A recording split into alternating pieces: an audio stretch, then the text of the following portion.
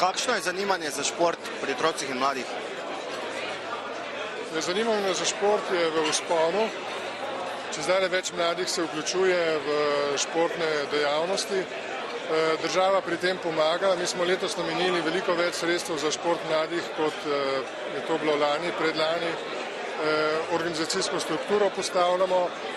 Infrastruktura, se pravi športna igrišča, dvorane, je tudi vsako leto boljša. Tako da pogoji so, interes je, trenerji, vzgojitelji, učitelji so tudi dobro usposobljeni, tako da Slovenija je na dobri poti. Mislim, da je to edina pot in zato tudi prava. Tu imamo vrsto športnih pedagogov, kot ste videli, od vrtcev naprej. Zlasti srednje šole so močne, osnovne šole zelo dobro delajo. Tako da to je bila neka prikaz vseh najboljših rezultatov.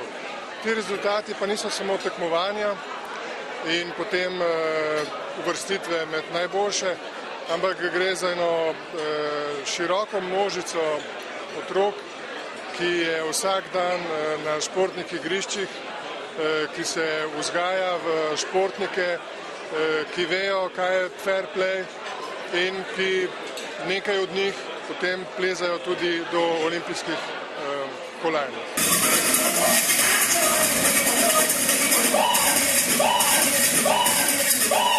Kakšni so občutki in kaj vam pomeni današnje priznanje? Ja, današnje priznanje je nekakšna nagrada po dolgoletnem trudu, pač za celo leto, zato, ker smo se tako trudili, pa tudi za ekipo, za šolo smo tekmovali, pa za vse zaslužene treninge. S katero disciplino se ukvarjate in kako dolgo? Ja, jaz se ukvarjam z atletiko, sicer skačem v višino, to bo približno 4 leta.